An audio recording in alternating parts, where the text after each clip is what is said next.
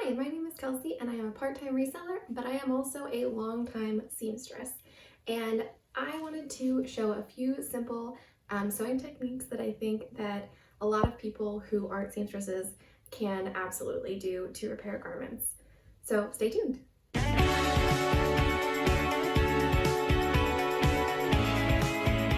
Two sweaters that have holes in them. One is a rag and bone sweater that I got at the bins in, I think, San Antonio. And it has two pretty significant holes in the front. Hopefully you can see those. I'll show them closer later. And then I have a lathe sweater that I think I got in a returns box that has a hole somewhere. Let me see. So it has a hole on the front chest. So I'm going to be showing the same technique on both, but it's kind of a stitch that makes it virtually invisible, and it hides, especially on knit sweaters, it hides the holes very, very well. I would still disclose on my listing that these have been repaired, but it's something that visually they're not going to really see as long as you do it well. So I'll show it close up and try to explain step by step. So I'm starting with the black sweater, and all you're going to need are some scissors and a needle and some thread that matches your garment. So I'm using a really big needle just so that you can see what's going on, but typically you would use a smaller needle. But it really doesn't matter when it's a sweater, because it's such a loose knit that you're not going to put any holes in it because there's already a lot of holes. So I'm threading my needle, which took me a little bit of time because I was looking through the ring light. So it was a little bit awkward. But what I'm doing is I am not going to tie a knot with both of the threads. So like when I'm looping it through, you're creating two threads on each side. So I'm only going to tie the knot on one side of the thread. So I'm only using one strand of thread so that I'm not adding any bulk to the fabric. And to tie a knot, I'm just creating a loop and then pulling the thread through the other side, and I'm going to do that twice. So I'm going to make a knot that is a little bit thicker than just one knot. The pattern that I'm going to be stitching in is to create like a grid going vertically and horizontally. So I want to fully gather the fabric to itself, but when I start sewing, I'm going to start from the inside out, and then I'm going to create a knot on the top of the fabric because that little knot that I made is a little bit too small. It might pull through. So I'm making a loop on the top of the fabric coming from the back side.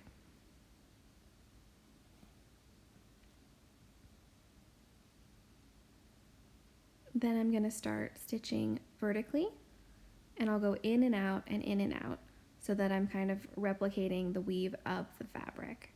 So I'm kind of recreating threads that are missing, basically.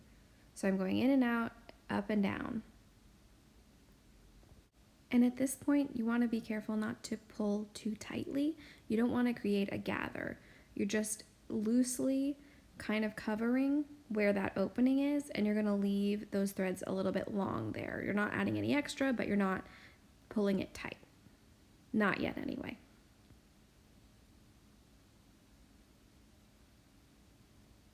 So on this one, I'll let you watch it at regular speed, and then on the next ones, I'll probably speed them up so that it's not so slow. But so now I've basically finished the vertical. I'm at least most of the way through there. So still just going in and out and in and out, up and down.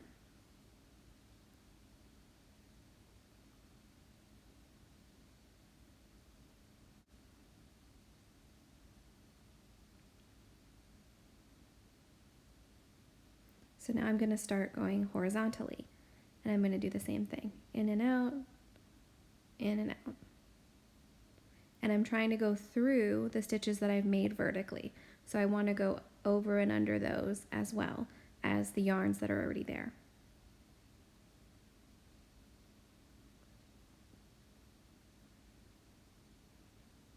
And at this point, if you've got a bit of an opening, you can kind of tug it a little bit to kind of pull it together, and you're not going to get a huge pucker, but you want to do it gently and not pull too tightly. You want to keep a loose hand on this.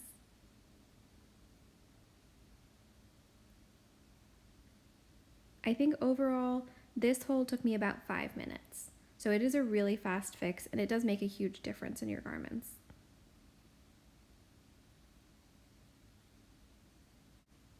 And one thing to be mindful of here is that you have 2 threads going through your needle, so you want to make sure that you're not catching that second thread in the back. So you want to make sure you're leaving just 1 thread loose.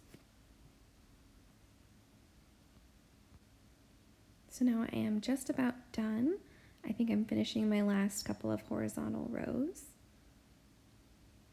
And then now that I am done, I'm going to flip to the back, and I'm just going to create a knot by looping through one spot. I just want to grab like a little bit of yarn from the back, and then I'll pull my needle through, but I'll leave a loop in the back and then run the needle through that loop.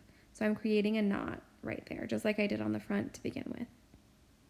And I'll do it once more just so that it's totally secure.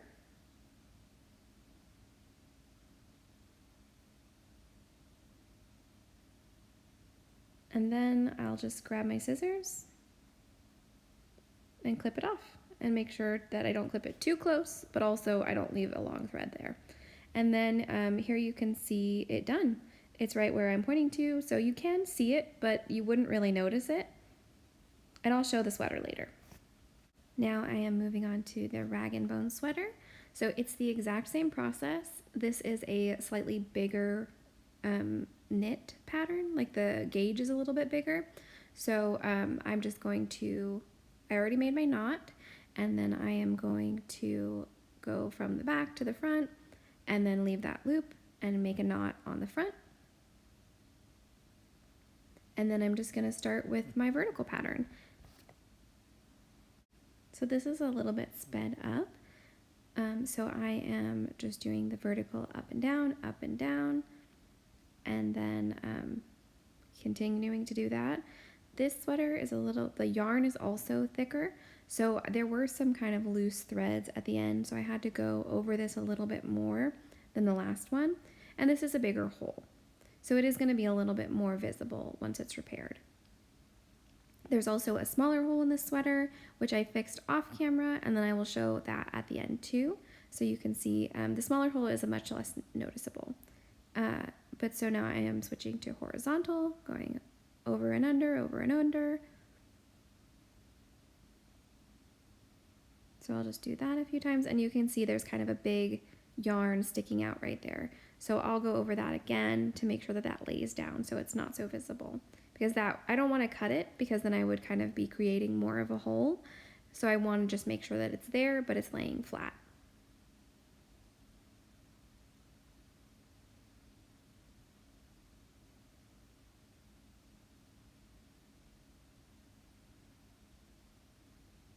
So now I'm just going vertically again, even though I already did horizontal. And I didn't have a thread that perfectly matched this. This is a white thread, but it's not really noticeable because it kind of hides in the fibers of the sweater. So you want to get as close as possible, but if you can't get exact, that will probably be okay if you're being careful.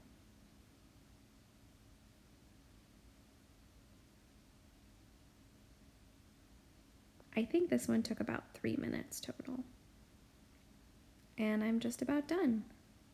So now I'm gonna flip it over and just tie the knot like I did before.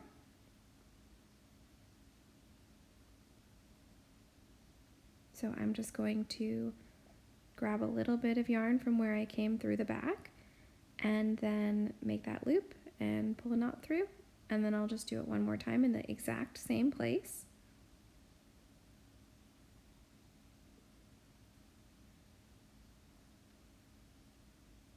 And then I'm just gonna clip that thread. And that one's totally done.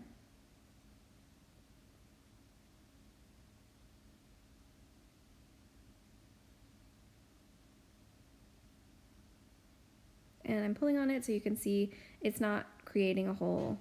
It is totally secure, so it's not, you don't have to worry about it unraveling or anything like that. It is totally secure. And there's that little hole, and I did repair that one off camera, so here is that one repaired. Looks pretty good, right? And here is the black sweater on the dress form, so you can kind of see what it looks like when it's worn. and it's just barely visible. I'm pointing it to it right there. And then here's the rag and bone sweater, also on the dress form.